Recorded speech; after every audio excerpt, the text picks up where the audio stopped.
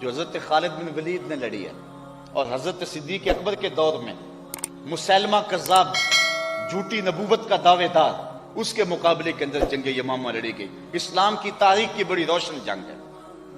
اب چونکہ وہ بھی اللہ کو مانتے تھے، نبوت میں انہوں نے آ کے اختلاف کیا، تو مسلمان نعرہ لگاتے اللہ اکبر، تو وہ بھی نعرہ لگاتے اللہ اکبر۔ تو حضرت خالد بن ولید نے حضرت صدیق اکبر کو لکھا کہ اب کیا کریں، ہم اللہ اکبر کہتے ہیں، وہ بھی آگے سے اللہ اکبر کہتے ہیں۔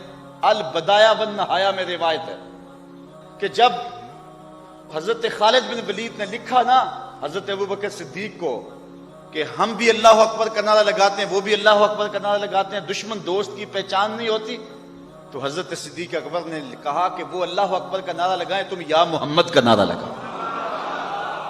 اور بدایہ والنہایہ کے لفظ ہیں کہ نادا بشعار المسلمین وکان شعارہم یومئذ یا محمد آہو، سارے مسلمانوں کی پہچان جو لفظ تھے اس لفظوں سے بولنے لگے، ان لفظوں سے پکارنے لگے۔ اس دن مسلمان کی پہچان یہ تھی یا محمد آہو، یا محمد آہو۔ حضرت ابن عمر رضی اللہ تعالیٰ عنہ کا پاؤں سن ہو گیا۔ امام بخاری نے اس حدیث کو روایت کیا ادب المفرد کے اندر۔ تو کسی نے کہا اذکر احب الناس الیک، جو تجھے سب سے زیادہ پیارا لگتا ہے اس کا نعرہ لگا۔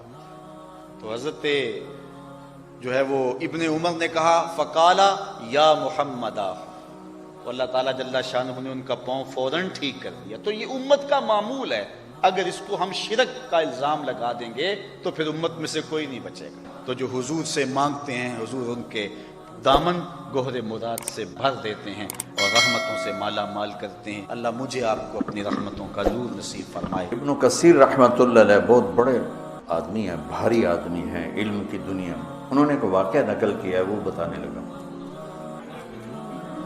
علامہ عتبی رحمۃ اللہ علیہ قبر پر بیٹھے تھے، یہ پہلی صدی کا ایک واقعہ لگتا ہے کہ کوئی وہ روک رکاوٹ نہیں تھی اور کچھ پڑھ رہے تھے، تو ایک بدو آیا، اس نے اپنے اونٹنے کو باہر کھڑا کیا اور آ کر اندر سلام پیش کیا، السلام علیکم یا رسول اللہ۔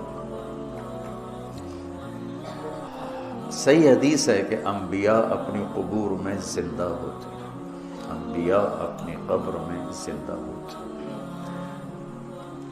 اور اللہ کے ان پر موت آتی ہے، موت ہر نبی رسول پر آتی ہے، موت سے پاک صرف اللہ ہے۔ پھر اللہ ان کو زندگی دے دیتا ہے جسم کے ساتھ ہی۔ کچھ علماء فرماتے ہیں کہ برزخی زندگی ہوتی ہے، لیکن جو جمہور اور اہل سنت والجماعت جس اس پر مذہب اور عقیدے پر ہیں کہ انبیاء اپنے قبور میں زندہ ہوتے ہیں۔ تو آ کر سلام پیش کیا اور کہنے لگا یا رسول اللہ، آپ کے رب کہتے ہیں وَلَوْ أَنَّهُمْ إِذْ ظَلَمُوا أَنفُسَهُمْ جَاءُوكَ، اگر یہ گناہ کر کے آپ کے پاس آ جائیں فاستغفر اللہ، اور معافی مانگیں اللہ سے، واستغفر لهم الرسول، اور آپ بھی پھر اللہ سے ہمارے لیے معافی مانگیں تو اللہ معاف کرتا ہے۔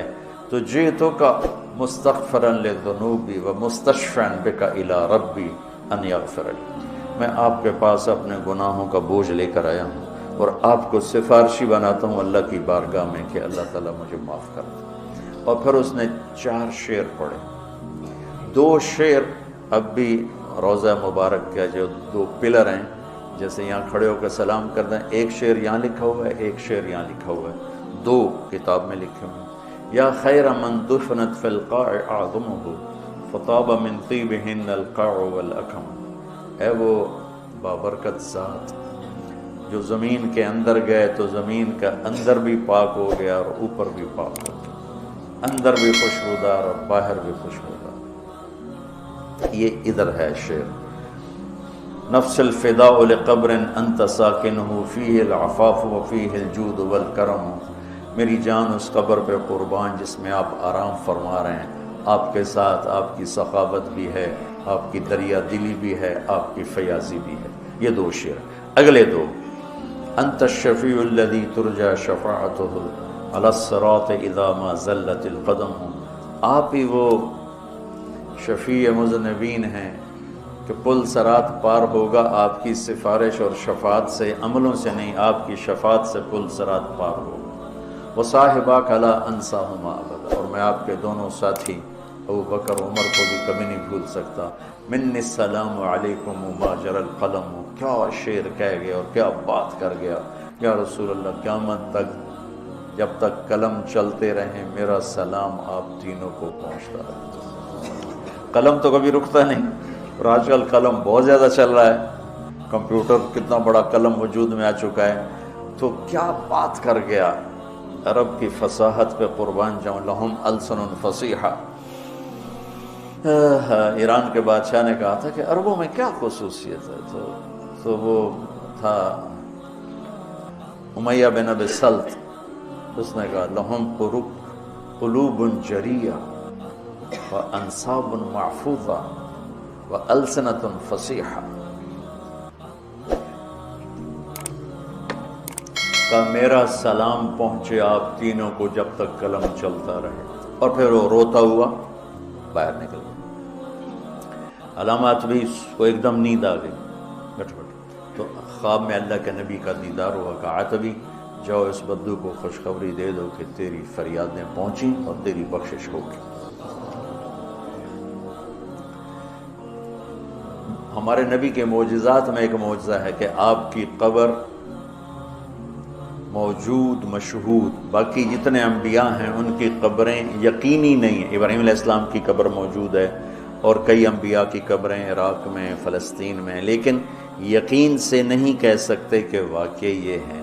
صرف ہمارے حبیب پاک ہیں جن کی قبر مبارک یقین کے ساتھ ہے، اور آپ کا فیض آپ کے جانے کے بعد بھی دنیا میں چل رہا ہے، جاری اور ساری ہے، اور آپ کا فیض آپ کے جانے کے بعد بھی دنیا میں چل رہا ہے، جاری اور ساری ہے، اور آپ کا فیض آپ کے جانے کے بعد بھی دنیا میں چل رہا ہے، جاری اور ساری ہے۔ اور اللہ تعالیٰ نے ہمیں آپ کا امت ہی بنایا، تو جیسے وہ کر گئے ویسے کر دو، تو اللہ تعالیٰ